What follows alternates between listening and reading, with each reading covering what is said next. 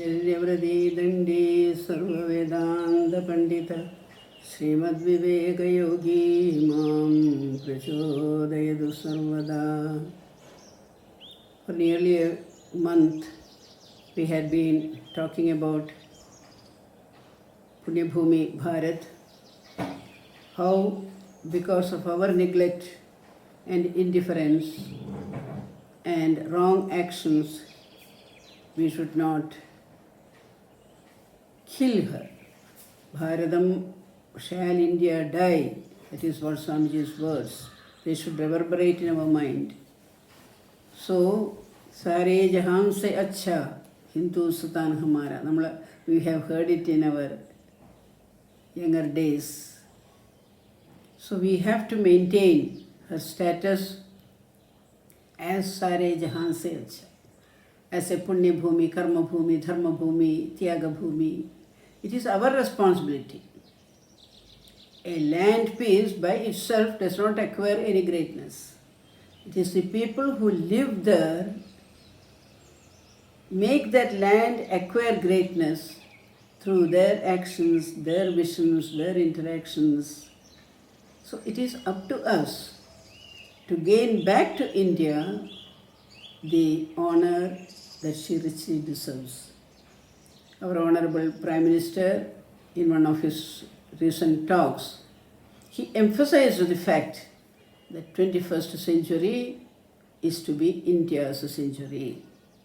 And we are seeing glimpses of that in spite of all the corona catastrophe. We have seen how unitedly we work, unitedly we serve, all that we are seeing. So, this is a karma bhumi.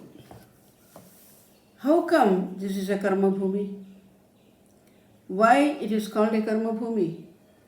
Because only in our karma bhumi Bharat has work its origin, the full implications of the impressions that it leaves behind in our minds, the in-depth meaning of fruit of action, etc., have been studied and researched upon so intensively and extensively.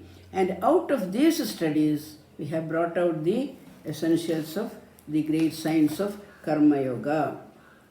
It is this Karma Yoga that Sri Krishna expounded in Bhagavad Gita, of which Swamiji has written in his own way, adopting more scientific approach, his treatise on Karma Yoga.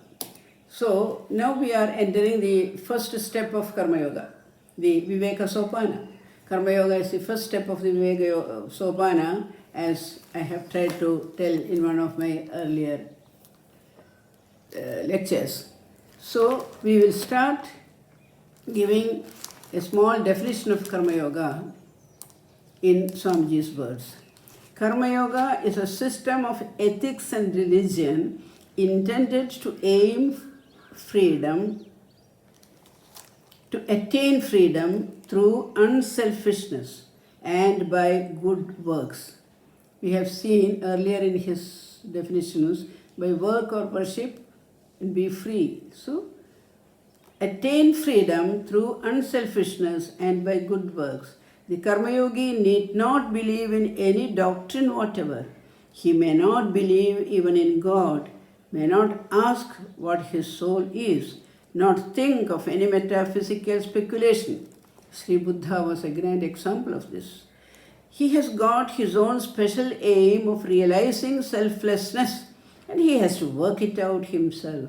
Every moment of his life must be realization based on how he has to solve by mere work, without the help of doctrine or theory, the very same problem to which the Jnani applies his reasons and inspiration, and the Bhakta his love. For Bhakta, there is a path of love. For Jnani, there is a path of knowledge. So to the same path, how he can also climb a Karma Yogi? Through the works which he does, how can he also evolve a system of evolutionary progress. Wonderful it is, no? So, Swamiji's treatise on Karma Yoga is a treasure chest of man-making Mahamantras. Mahamantras, each one of them is a Mahamantra, I would say. What does it give to us? It offers us the chisel, nuts and bolts necessary for us to recast the work we do into the mold of yajna. We understand yajna bhavana is the highest in the work field. So here we have in Swamiji's Karma Yoga treatise the various instruments necessary to polish our work, and we can also transform it into the form of yajna. Always I remember the great Vivekananda Rock Memorial, the stones which were brought there, what was their shape, and how they were polished and chiseled. Their potential divinity, the potential marblehood in them was brought out by the workmen through their dedicated action and fitted into those beautiful structures. So, to the mold of yajna, work has to be chiseled and molded into yajna.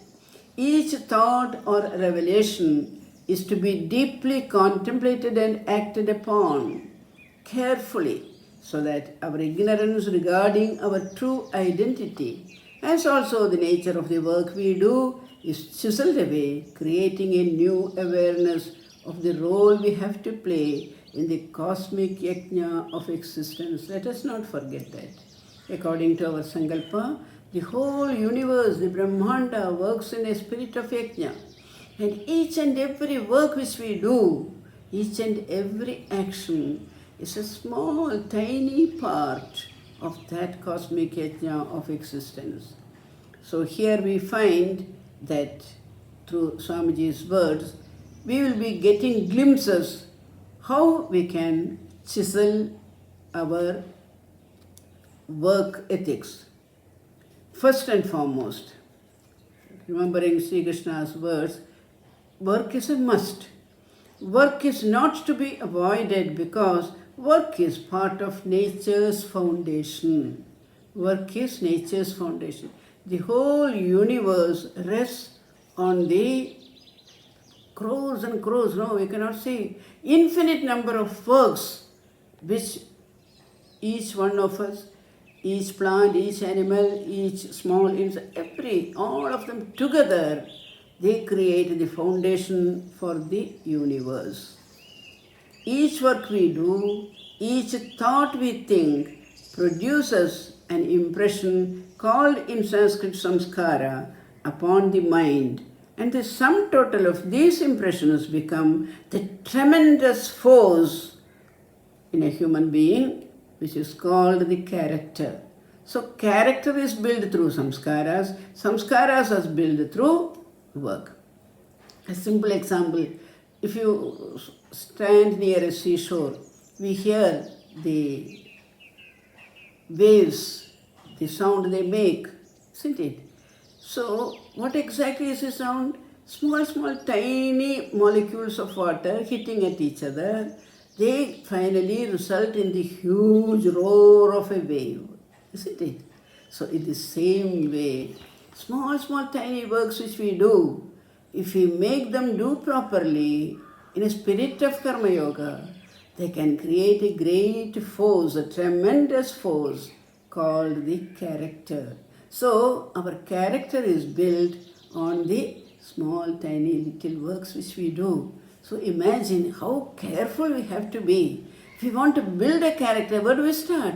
Start from the very small things. Swamiji will later use this. Where exactly is the greatness of a person lies. He says, I will look for the small, tiny works which he does. So in the small works which we do, there we have to show a wholesomeness, a depth of understanding, a depth of vision. Everything has to be shown even in the small piece of work which we do. So that is how we can build up the character. So the whole Karma Yoga theory is built on the work which we do and how even a tiny little piece of work can be expanded into a great yajna.